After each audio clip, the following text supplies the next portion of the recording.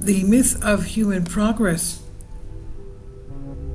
Chris Hedges writes, Clive Hamilton, in his Requiem for a Species, Why We Resist the Truth About Climate Change, describes the dark relief that comes from accepting that catastrophic climate change is virtually certain. This obliteration of false hopes, he says, requires an intellectual knowledge and an emotional knowledge. The first is attainable, the second because it means that those we love, including our children, are almost certainly doomed to insecurity, misery, and suffering within a few decades, if not a few years, is much harder to acquire. To emotionally accept impending disaster, to attain the gut-level understanding that the power elite will not respond rationally to the devastation of the ecosystem, is as difficult to accept as our own mortality. The most daunting existential struggle of our time is to ingest this awful truth intellectually and emotionally and continue to resist the forces that are destroying us.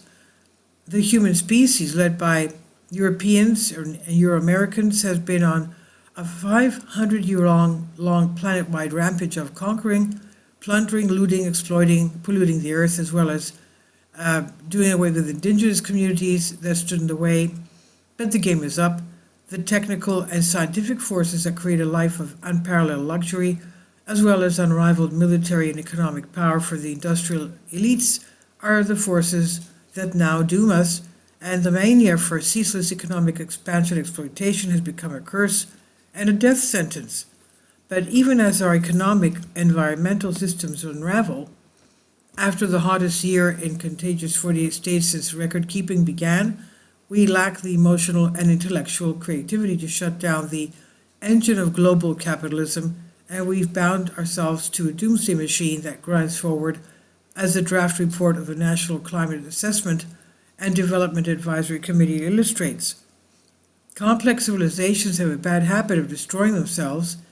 Anthropologists, including Joseph Tainter in The Collapse of Complex Societies, Charles L. Redman in Human Impact on Ancient Environments, and Ronald Wright in A Short History of Progress, have laid out the familiar patterns that lead to systems breakdown.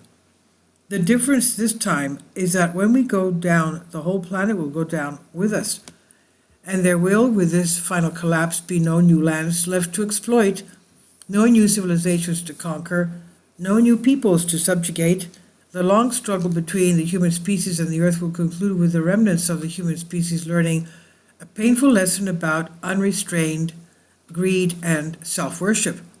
There is a pattern in the past civilization after civilization wearing out its welcome from nature, overexploiting its environment, overexpanding, overpopulating. Wright said when I reached him by phone at his home in British Columbia, Canada. They tend to collapse quite soon after they reach their period of great magnificence and prosperity, he said.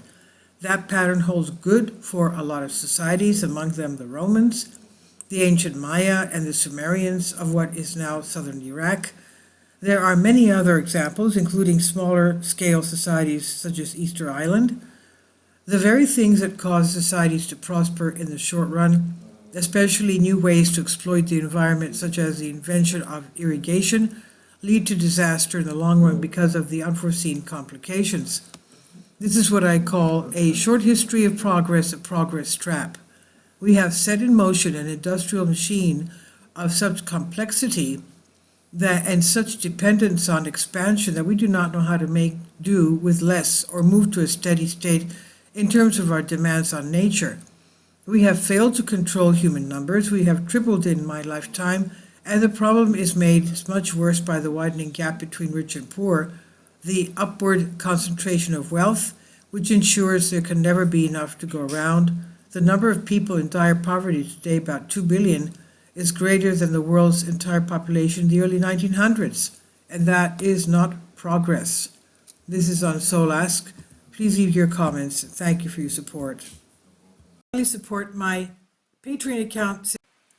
The daily posts are 5 videos daily, and they are totally different from what I have on my YouTube channel. Thank you so much for your support and that you find all my content so interesting. You'll find the Patreon account details in the description box below.